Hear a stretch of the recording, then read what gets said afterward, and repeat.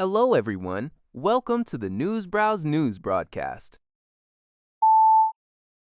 Global news reports that immigration lawyers are increasingly attributing a massive backlog in federal court immigration cases to the federal government's reliance on artificial intelligence and automation in visa application processing.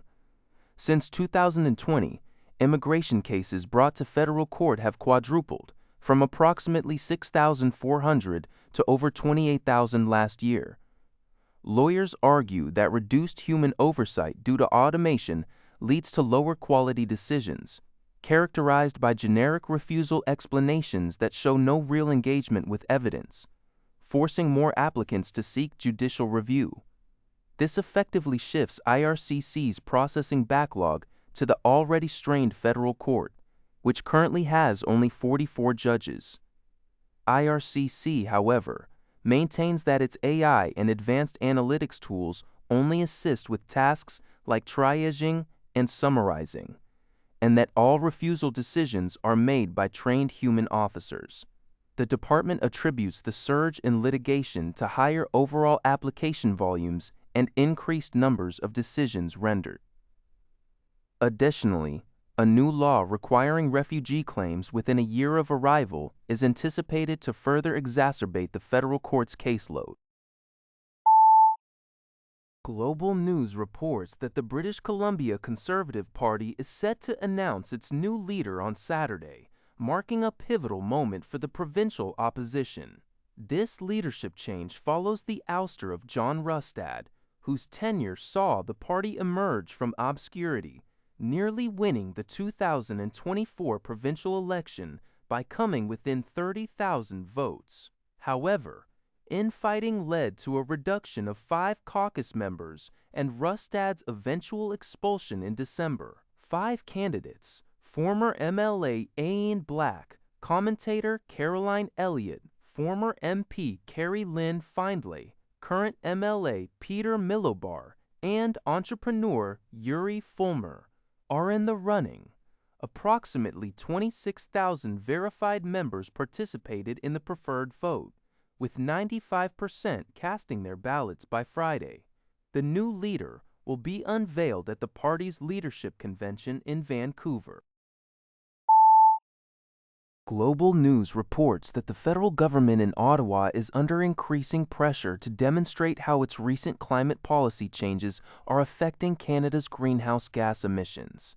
During a parliamentary committee hearing, Environment Minister Julie Daberson faced questions regarding modeling to show how the government plans to meet its emissions targets, given a series of policy rollbacks over the past year. Environment Canada Deputy Minister Molly Johnson admitted that the department has some work to do on crunching the numbers to determine the impact. Critics, including former Liberal Environment Minister Stephen Guilbeault, Prime Minister Mark Carney, accused of backsliding, and environmental groups like the Canadian Climate Institute and Environmental Defense argue that Canada is not on track to meet its commitments. Policy changes cited include repealing the consumer carbon price and electric vehicle sales mandate, expanding fossil fuel subsidies, and making the industrial carbon price more lenient. These changes contradict Canada's Paris Agreement commitment to reduce emissions by 40 to 45% from 2005 levels by 2030, despite the government's insistence on maintaining the target.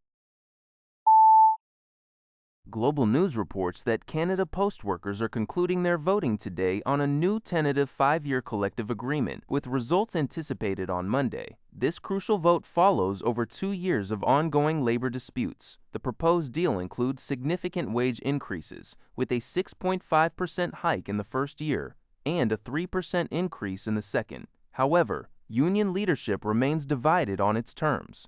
Despite approximately 60% of the union board endorsing it, the union's president, in contrast, has urged members to reject the deal, arguing it could roll back existing rights and compensation. Alongside ratifying the contract, employees are also casting ballots to authorize a strike mandate, providing leverage should the deal be rejected. This comes as Canada Post recently announced a $205 million loss before taxes in the first quarter, as it pushes forward with reforms to address its operational challenges. A major wildfire, now known as lobstick, sparked by lightning, is currently raging out of control between Prince Albert and Duck Lake in Saskatchewan, as reported by Global News. The blaze has rapidly expanded from 1,300 hectares to 13,000 hectares by Friday evening, prompting concern for nearby communities. Lily Plain was briefly under a mandatory evacuation order, which has since been downgraded to an alert, while residents of McDowell, located 10 kilometers east of the flames, remain on high alert due to heavy smoke. Public Safety Minister Michael Uyghur explained that some firefighting equipment, including bulldozers, had to be temporarily withdrawn for safety reasons due to intense heat, with temperatures reaching almost the mid-30s in inaccessible areas. Volunteer firefighter Jordan Semenoff highlighted that the combination of high heat and low humidity creates ideal conditions for fire propagation. Helicopters, air tankers, and heavy equipment are actively deployed, and multiple dozer guards have been established to combat the uncontained fire. That's all for this video. Thank you for watching. See you in the next video.